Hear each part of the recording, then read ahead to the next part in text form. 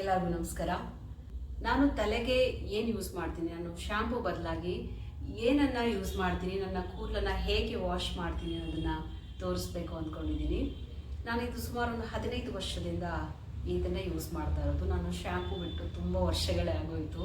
ಯಾಕಂದರೆ ನನಗೆ ಶಾಂಪೂಯಿಂದ ಆಗ್ತಾ ಇದ್ದಂಥ ಸೈಡ್ ಎಫೆಕ್ಟ್ಸ್ ಗೊತ್ತಾಯಿತು. ಯಾಕಂದರೆ ತುಂಬ ಪ್ರಾಬ್ಲಮ್ಸ್ ಆಗ್ತಾಯಿತ್ತು ನನಗೆ ಶಾಂಪೂ ಯೂಸ್ ಮಾಡೋದ್ರಿಂದ. ಸಿಕ್ಕಾಪಟ್ಟೆ ಕೂದಲು ಉದುರ್ತಾ ಇತ್ತು, ಹಾಗೆ ಡ್ಯಾಂಡ್ರಫ್ ಆಗ್ತಾಯಿತ್ತು, ಜಾಸ್ತಿ ಡ್ಯಾಂಡ್ರಫ್ ಆಗ್ತಿತ್ತು, ಮತ್ತು ಸ್ಪ್ಲಿಟ್ ಎಂಡ್ಸ್ ತುಂಬ ಇತ್ತು. ಕೂದಲಿಗೆ ಏನೇನು ಸಮಸ್ಯೆಗಳು ಬರುತ್ತೋ ಅದೆಲ್ಲ ಸಮಸ್ಯೆನೂ ನನ್ನ ಕೂದಲಿಗೆ ಬಂದಿತ್ತು. ಹಾಗಾಗಿ ನಾನು ಯಾರೋ ಒಬ್ಬರು ಹೇಳಿದ್ರು ಅಂತ ಸೀಗೆ ಪುಡಿ ಹಚ್ಚೋದಕ್ಕೆ ಸ್ಟಾರ್ಟ್ ಮಾಡಿದೆ. ನಂಗೆ ಅದರಿಂದ ಒಳ್ಳೆ ರಿಸಲ್ಟ್ ನೋಡೋದಕ್ಕೆ ಸಿಕ್ತು. ಹಾಗಾಗಿ ನಾನು ಅದನ್ನು ಕಂಟಿನ್ಯೂ ಮಾಡ್ತಾ ಹೋದೆ.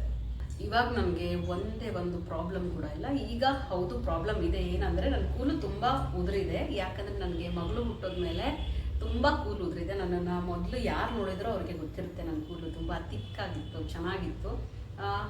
ಗೊತ್ತಿರುತ್ತಲ್ಲ, ಮಗು ಬಾಣಂತನದಲ್ಲಿ ತುಂಬ ಕೂದಲು ಉದುರುತ್ತೆ, ಅದೇ ರೀತಿ ನನಗೆ ಕೂದಲು ಉದುರಿದೆ. ಅದು ಈಗಲೂ ಕೂಡ ನನಗೆ ಇದೆ, ಎಫೆಕ್ಟ್ ಇದೆ. ಆವಾಗಿನ ನನಗೆ ಸ್ವಲ್ಪ ಮಗು ಹುಟ್ಟೋದ್ಮೇಲೆ ಸ್ವಲ್ಪ ಬೆಳವಣಿಗೆನೂ ಸ್ವಲ್ಪ ಕಡಿಮೆ ಆಗಿದೆ. ಹಾಗಾಗಿ ಸ್ವಲ್ಪ ಕಟ್ ಮಾಡಿಬಿಟ್ಟಿದ್ದೀನಿ, ನಾನು ತುಂಬ ಕಟ್ ಮಾಡಿದ್ದೀನಿ. ಆಮೇಲೆ ನಮಗೆ ಬಾಣಂತನದ ಟೈಮಲ್ಲಿ ಅದೇ ತಾನೇ ಕೊರೋನಾ ಸ್ಟಾರ್ಟ್ ಆಗಿತ್ತು 2020ಲಿ.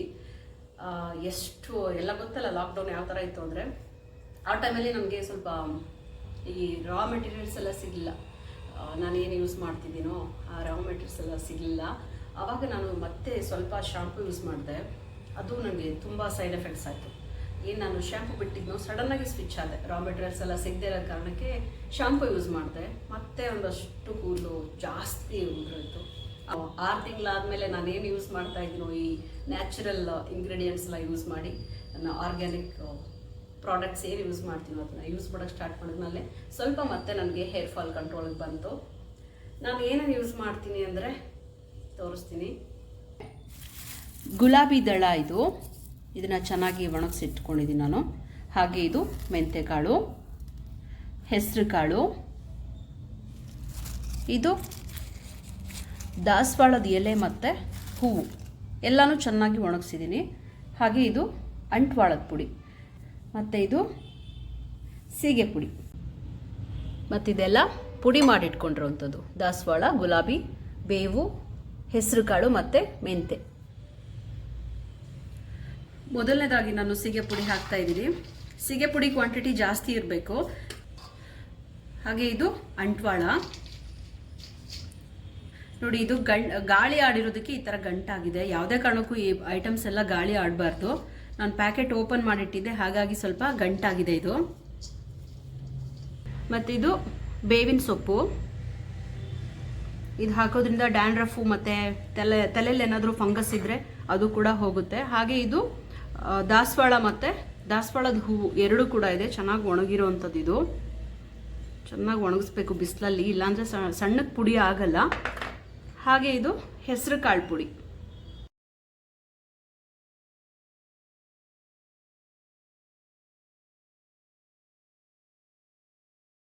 ಇದು ಮೆಂತೆ ಪುಡಿ.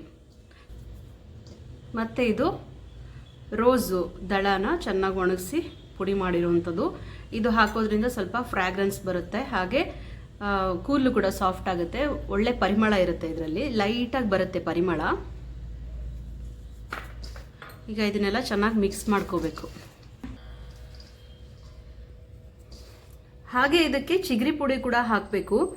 ಇವಾಗ ಸ್ವಲ್ಪ ಜಾಸ್ತಿ ಸಿಗ್ತಾ ಇಲ್ವಂತೆ ಅದು ಮಾರ್ಕೆಟಲ್ಲಿ, ಹಾಗಾಗಿ ನಾನು ಯೂಸ್ ಮಾಡಿಲ್ಲ. ಮೊದಲು ಚಿಗರಿ ಪುಡಿ ಕೂಡ ಯೂಸ್ ಮಾಡ್ತಾ ಇದ್ದೆ. ನಾನು ಇದನ್ನು ನನ್ನ ಮಗಳಿಗೂ ಕೂಡ ಯೂಸ್ ಮಾಡ್ತೀನಿ, ಹಾಗೆ ನನ್ನ ಹಸ್ಬೆಂಡ್ ಕೂಡ ಯೂಸ್ ಮಾಡ್ತಾರೆ ಇದನ್ನು. ಇದೀಗ ಮಿಕ್ಸ್ ಮಾಡಿದಾಗಿದೆ. ಇದನ್ನು ಯೂಸ್ ಮಾಡೋದು ಅಷ್ಟೇ ತುಂಬ ಈಸಿ. ಇದನ್ನೇನು ರಾತ್ರಿ ಎಲ್ಲ ನೆನೆಸಿಡ್ಬೇಕು ಅಂತ ಎಲ್ಲ ಏನಿಲ್ಲ. ನಾನು ಹೇಗೆ ಯೂಸ್ ಮಾಡ್ತೀನಿ ಅಂತ ತೋರಿಸ್ತೀನಿ.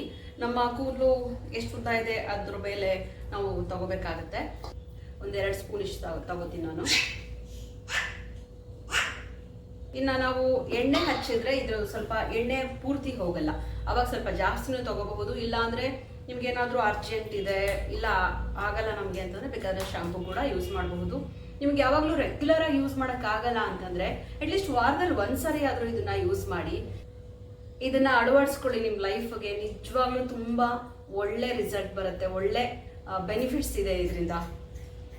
ಶಾಂಪೂ ಯೂಸ್ ಮಾಡೋದ್ರಿಂದ ನಮ್ಮ ನೇಚರ್ಗೂ ಕೂಡ ತೊಂದರೆ ಆಗುತ್ತೆ. ಆ ನೊರೆಯಿಂದ, ಅದರಲ್ಲಿರುವಂಥ ಕೆಮಿಕಲ್ಸಿಂದ. ಇದನ್ನು ಯೂಸ್ ಮಾಡೋದ್ರಿಂದ ಯಾವುದೇ ರೀತಿಯಾದ ಹಾನಿ ಇಲ್ಲ. ಹಾಗೆ ನೀವೇನಾದರೂ ಒಂದು ಸ್ಟೀಲ್ ಪಾತ್ರೆಗೆ ಇದನ್ನ ಉಜ್ಜು ನೋಡಿ, ಎಷ್ಟು ಶೈನಿಂಗ್ ಬರುತ್ತೆ ಪಾತ್ರೆಗಳು ಅಂತಂದ್ರೆ. ಅದ್ರೂ ಕೂಡ ನಾನು ಅವಾಗವಾಗ ಬೆಳ್ಳಿ ಪಾತ್ರೆ ಅಂಥದನ್ನೆಲ್ಲ ಇದರಲ್ಲಿ ವಾಶ್ ಮಾಡ್ತೀನಿ, ತುಂಬಾ ಶೈನಿಂಗ್ ಬರುತ್ತೆ. ಇನ್ನ ಈಗ ಒಂದು 2 ಟೇಬಲ್ ಸ್ಪೂನ್ ಅಷ್ಟು ನಾನು ಸೀಗೆ ಪುಡಿ ಹಾಕೊಂಡಿದ್ದೀನಿ. ಹಾಗೆ ಇದನ್ನ ಸ್ವಲ್ಪ ನೀರನ್ನು ಹಾಕೊಂಡ್ರೆ ಆಯ್ತು. ನೆನೆಸಿಟ್ಕೊಳ್ಳೋದಾದ್ರೆ ನೆನೆಸಿಟ್ಕೋಬಹುದು ಬೇಕಾದ್ರೆ ಸ್ವಲ್ಪ ಹೊತ್ತು, ಅವಶ್ಯಕತೆ ಏನಿಲ್ಲ. ಯಾಕಂದ್ರೆ ನಾನು ಸ್ವಲ್ಪ ಹೊತ್ತು ಹಚ್ಕೊಂಡು ಕೆಲಸಗಳನ್ನ ಮಾಡ್ತಾ ಇರ್ತೀನಿ. ಒಂದು ಅರ್ಧ ಗಂಟೆ ಬಿಟ್ಟು ಸ್ನಾನ ಮಾಡ್ತೀನಿ ನಾನು. ಅಂದ್ರೆ ಬಿಡಬೇಕು ಅಂತ ಬಿಟ್ಟಿರಲ್ಲ, ಒಂದೊಂದ್ಸರಿ ಆದ್ರೆ ಬಿಟ್ಟಿರ್ತೀನಿ, ಇಲ್ಲಾಂದ್ರೆ ಒಂದೊಂದ್ಸರಿ ಇಮಿಡಿಯೇಟ್ ಆಗಿ ವಾಶ್ ಮಾಡ್ತೀನಿ. ಹೇಗೆ ಬೇಕಾದ್ರೂ ಮಾಡಬಹುದು. ಆದರೆ ಕಣ್ಣಿಗೆ ಹೋದ್ರೆ ಮಾತ್ರ ತುಂಬಾ ಉರಿಯುತ್ತೆ. ಅದನ್ನು ಸ್ವಲ್ಪ ಎಚ್ಚರ ವಹಿಸ್ಬೇಕಾಗತ್ತೆ ಇದನ್ನ. ಇನ್ನ ಕೂಲು ಡ್ರೈ ಆಗುತ್ತಾ ಅಂತ ಕೇಳಿದ್ರೆ ಖಂಡಿತವಾಗ್ಲೂ ಇದರಿಂದ ಕೂಲು ಡ್ರೈ ಆಗೋದಿಲ್ಲ. ತುಂಬಾ ಸಾಫ್ಟ್ ಆಗುತ್ತೆ, ಸಿಲ್ಕಿ ಆಗುತ್ತೆ. ಇದು ಅಂಟ್ವಾಳ ಮತ್ತೆ ದಾಸವಾಳ ಇರೋದ್ರಿಂದ ನೊರೆ ಬರುತ್ತೆ. 1 kg ಸೀಗೆ ಪುಡಿ ತಗೊಂಡ್ರೆ ಒಂದು ಅರ್ಧ kg, ಅದು ಅರ್ಧ kgಗಿಂತ ಕಡಿಮೆ ಅಷ್ಟು ಅಂಟ್ವಾಳ ಹಾಕಿದ್ರೆ ಸಾಕಾಗುತ್ತೆ. ನಾನು ಇದು ಮಾಡಿರೋದು ನಿಮಗೆ ತೋರ್ಸೋಕ್ಕೋಸ್ಕರ ಸ್ವಲ್ಪ ಕ್ವಾಂಟಿಟಿಲಿ ಮಾಡಿದ್ದೀನಿ. ಆ್ಯಕ್ಚುಲಿ ನಾನು 1 ವರ್ಷಕ್ಕಾಗುವಷ್ಟು ಮಾಡಿಟ್ಟಿರ್ತೀನಿ. ಈ ಕಾಳುಗಳನ್ನೆಲ್ಲ ನಾನು ಮಿಲ್ಲಲ್ಲಿ ಪುಡಿ ಮಾಡಿಸ್ತೀನಿ, ಯಾಕಂದ್ರೆ ಇಷ್ಟೆಲ್ಲ ನಾವು ಮನೇಲೆ ಮಿಕ್ಸಿಲೇ ಮಾಡ್ಕೊಳಕ್ಕಾಗಲ್ಲ. ಇಷ್ಟಿಷ್ಟೇ ಸ್ವಲ್ಪ ಎಮರ್ಜೆನ್ಸಿ ಅನ್ನೋ ಥರ ಇದ್ರೆ ಮಿಕ್ಸಿಲಿ ಮಾಡ್ಕೋಬಹುದು. ಈಗ ಇದು ನಾನು ಈ ಕನ್ಸಿಸ್ಟೆನ್ಸಿಲಿ ಕಲಿಸ್ಕೊಂಡಿದ್ದೀನಿ.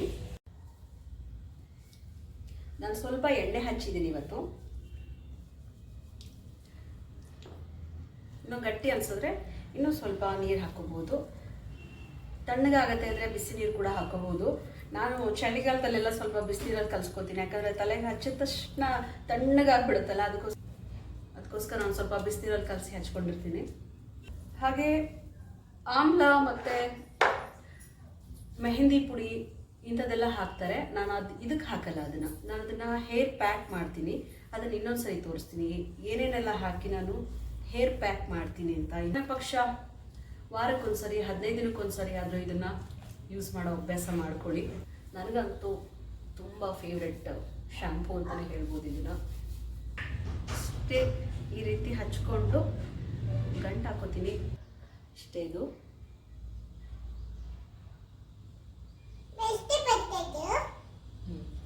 ನಾನೀಗ ಕೂಲನ್ನು ವಾಶ್ ಮಾಡಿ ಆಮೇಲೆ ಸಿಗ್ತೀನಿ.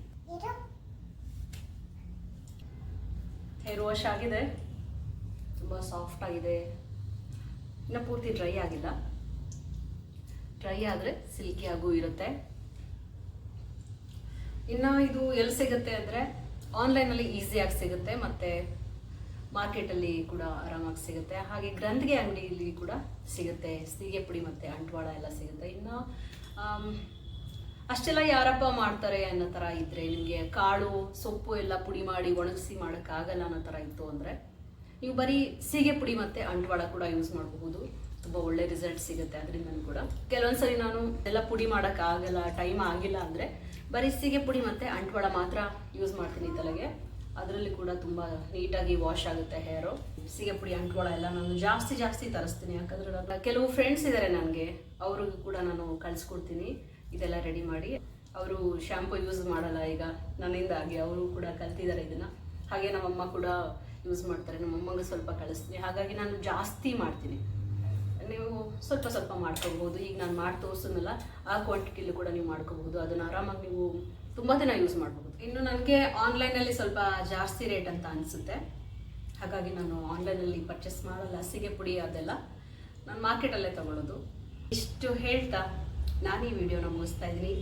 ನಿಮಗೆ ಈ ವಿಡಿಯೋ ಇಷ್ಟ ಆಯಿತು ಅಂದರೆ ದಯವಿಟ್ಟು ಲೈಕ್ ಮಾಡಿ, ಹಾಗೆ ನಿಮ್ಮ ಫ್ರೆಂಡ್ಸ್ಗೆಲ್ಲ ಶೇರ್ ಮಾಡಿ.